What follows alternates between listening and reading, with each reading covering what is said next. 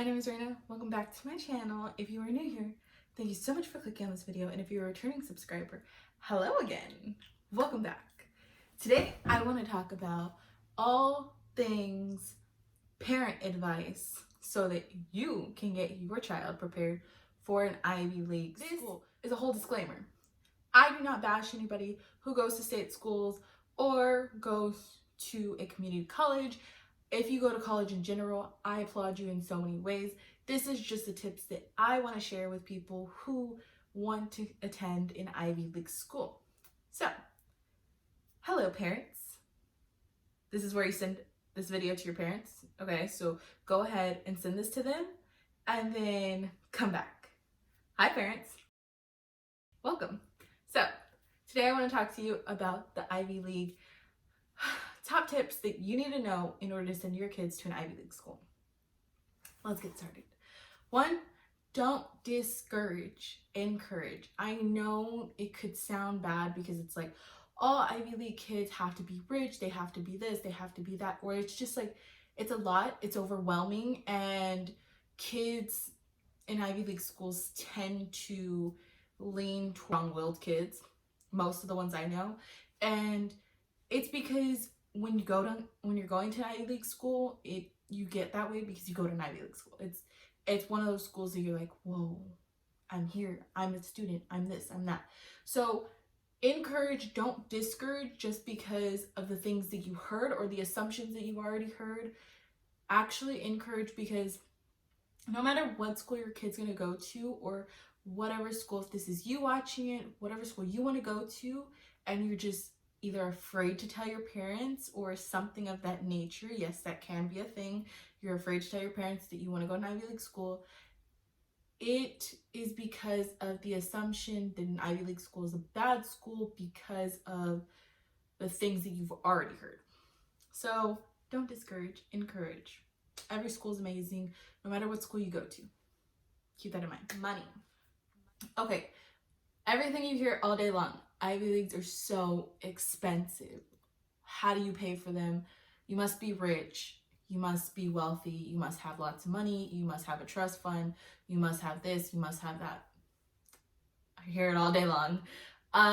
Actually, no. There are scholarships outside of school. So before you actually get into the school, there are scholarships everywhere. And then there's scholarships at the school, so per the school itself. There's student loans, if that's a thing you want to do. I understand that can be risky sometimes for some people. There are, what was I saying? There are grants. There are certain grants for certain schools that you can get into, but there's grants per the school. So understand that they're not like state grants. Some of them are going to be school grants as well. Then there's ranking scholarships. So the ranking scholarship doesn't start as a freshman. It might start as a sophomore or pretty much going on from there. And then it goes on until you're a graduate or whatever you want to continue or not continue. So yes, the ranking scholarships do happen. It just depends if your ranking is in the top 10, and then you can qualify for any of those scholarships if that is a thing. If I'm not mistaken, I think most Ivy Leagues give out 100 to 300 around there scholarships in-house, and then they also have other scholarships that are kind of connected with other scholarship companies to that specific school. So always think and always look and always do your research. There's so many ways. So don't discourage just because you see a number or people tell you it's expensive. Yes, it is. I'm not gonna like sit here and say it's not expensive. Yes, it is. But there are so many ways to go around having to pay it all out of pocket or having to pull out, 4 or 5 loans. Dual credit AP or pre-AP classes. Okay, so this is a thing that a lot of people, dual credit is you can still go to school and you can actually go to college at the same exact time while still going to high school. So you can graduate with your high school diploma and your associate's degree at the same exact time. Yes, that is a very true thing. If you want a more in-depth detail about that, please let me know down in the comments below, but let me explain.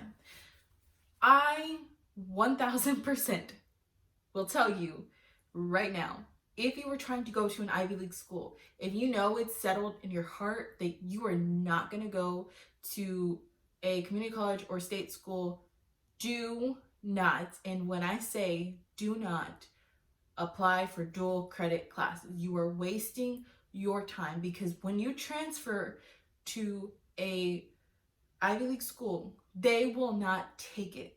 It doesn't matter how much you want to say that they will take it, how much they won't take it. They will not take a dual credit class. What they will take are full-on associate degrees that are taken outside of high school. Yes, they can tell the difference. Yes, they know it, but they will not take them if they're dual credit associate classes. It is a whole thing, and no, please do not do it. If you are trying to just take AP or pre-AP classes to really better your class ranking in high school, then yes, take them. They are going to help you so much more than dual credit classes would. And although you think, okay, but I'm going to graduate with an associate's degree, but I'm just taking high school classes for pre-AP and AP classes, doesn't an associate's degree sound better? Yes, it does for certain schools. For Ivy League schools, it's a no. They won't take it, and they don't care. Like, you can fight it all day long, and you can tell them, and you can tell them, and you can tell them you worked your butt off, and you can tell them that it's a very Southern thing. Yes, I'm saying that again because it is very true. No one in the state of Boston, New York, or pretty much anybody in the East Coast can take dual credit classes and still get into an Ivy League school. So, sorry to hurt your feelings if that is something that you're already doing and now you're like, what do I do? So yes, don't take dual credit if you're trying to get an Ivy League school. It's high school rankings. So your grades, try your best to keep an A+, not an A-, an A+. Anything in an A average is good, but try to keep an A+ as much as possible. Now that I look back on my high school time, I know that I could have kept an A+, except for the fact that I literally was just not it. I was not paying attention. I was not doing everything I needed to do. I was not doing the work. Put in the work so you can make those A+, so you can get your class ranking up. Class rankings. So it depends on your story and what you write on your application, what you write to the people who are going to call you. But yes, your class rankings do matter. If you're in the top 25 to 10%, yes, that is good. But anything can happen. Like, it's a miracle. It's a jack of the, like, draw, trade, whatever you want to call it. Like, anything can happen. It does not matter if you were last in your class, but you have an amazing story to sell to them. Anything can happen. I'm telling you right now. I've heard it all. So yes, your class rankings do matter to a point, but if you are first in your class, but you can't sell your story and you have no passion and power in, like, your writing itself, when you're writing out your essay, your admissions essay, it's not going to happen. SAT versus ACT, which one matters the most? I recommend taking both of them, trying to hit your highest score. If you have to take it twice, that's the only thing I recommend, is only taking it twice, and after twice, that's enough.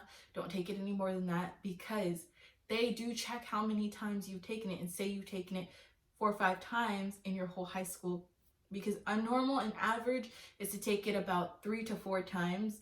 Yes, that is a thing. You can take it the day you start as a freshman to the day you graduate. I don't recommend taking it more than twice, because they will look at every single score and they will average out all of them. Say you have 2, they will only take your highest score, but if you have more than 2, they will average them all out, and say your average is lower than maybe your second test. So yes.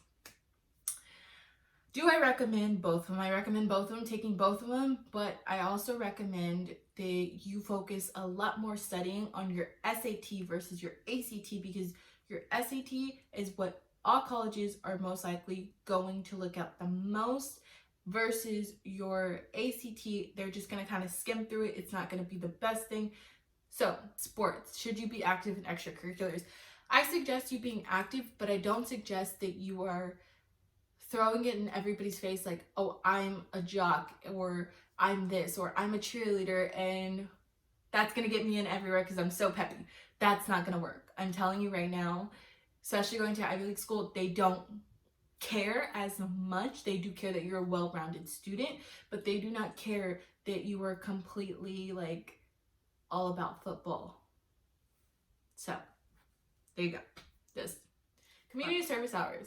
I suggest you putting in the work for community service hours. When I say put in the work, I mean put in the work. Like, I had 100 hours when I graduated. I suggest you having anywhere from 100 to 200 hours. Put in the work. Go out. Go do stuff. There's so much to help with. There's so much to impact in the world. You need the hours, and they just look better on your resume. Like, they really do. And it makes you open your heart and your mind. So why not? High school internship or co-op or job. So here's the deal. High school internships are going to be the best thing for you in your actual application process. Yes, high school internships, you can go anywhere, apply for a high school internship, and yes, those are going to be the best. A job per se, you're not going to put on your resume. So no, it's not going to be the best thing. If you do have to have a job in high school, I totally understand. It's just not going to look good, if that makes sense. It's not going to be like, oh, she impacted so many people. It's like she was working at a retail store. Like, it's just, it doesn't look as great. It doesn't look as appealing. A co-op is going to be, again, a very Southern thing. It is where you go to high school for half the day. The other half the day, you're required to go to work. And then that work time is still considered your class time. And you can actually still manage to graduate that way. I don't recommend this at all. Like, even if you're going to a state school, I do not recommend this, because this is only going to, I hate to say it, I really do, I can't believe I'm supposed to say this, it's only gonna hurt you, because they're not classes. Like, they're not even, it's not even an actual like class, you're just working. Like, there's nothing to put on your resume, because when you graduate, you're gonna graduate with basically half a transcript, if that makes sense, and then you're gonna graduate with like a things to fill them in, but it's not going to be everything that you need. Like, it takes out, I think, if I'm not mistaken, I think it like takes out like your health and like all those little classes that are like semester classes. That's what it's going to take out. Minority or wealth, does it matter? Or wealth, does it really matter? No. Stop telling people, stop listening to people who say that you have to be rich to apply. Stop listening to people saying that your story has to be so sob and like so sad, and like, no, everybody's welcome to apply. So no, it doesn't matter. I'm gonna be honest, it does not matter. More than, I think, 60% of the people that go to school are minority. Hello parents, welcome. So thank you so much for clicking on this video. I really hope this helped. Either you guide your child or you try to convince your parents to let you go to an Ivy League school. I'm in no way, shape, or form telling everyone to go to an Ivy League school, and I'm not here to bash any other school. I think that if you go to college, like I said earlier, you're amazing and you are so smart in so many ways. So yes, I hope this helped, and I hope to see you in my next video as well. Bye guys. Thank you so much for clicking.